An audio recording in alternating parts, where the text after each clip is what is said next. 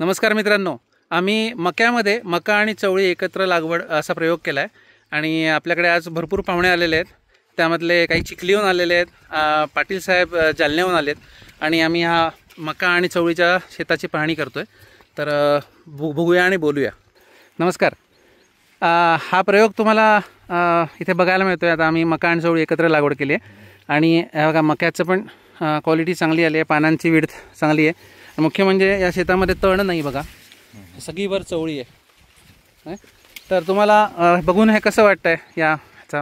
हा एक्सपेरिमेंट खूप जबरदस्त वाटला आणि यामध्ये महत्त्वाचं की तण कुठल्याच प्रकारचं खाली वाढलेलं दिसून नाही राहिलं. चवळीनं कुठल्याही प्रकारचं तणाला वरती येऊ नाही दिलं. म्हणजे दोन प्रकारे तुम्ही इथं तणाला बी अटकाव केलेला आहे, हँडल केलेला आहे. एक तर मकाही मिळू राहिली आणि चवळीही. हाच प्रयोग ज्वारीच्या बाबतीत सुद्धा आपल्याला लागू करता येईल, ज्वारीच्या बाबतीत पण करून बघता येईल.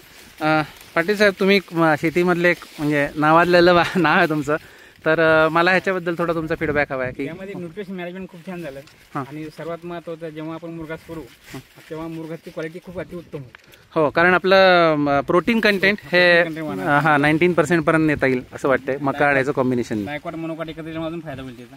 डायकॉट मोनोकॉट मक्याची स्टेमची ग्रेथ खूप चांगली आलेली, मुरघास पण चांगला होईल. ओके.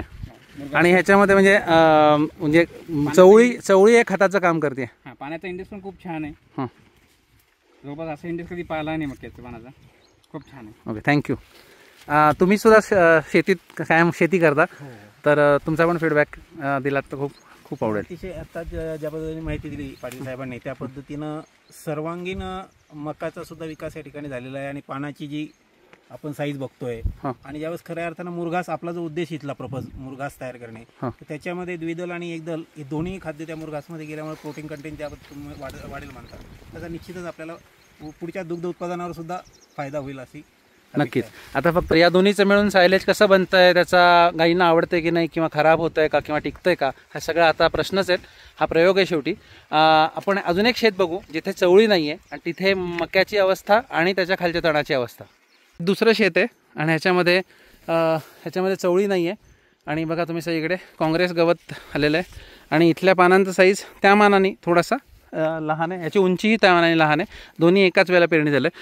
पलीकडे जे बघितलं आपण ते चवळी सकट आहे आणि हे बिना चवळीचं आहे.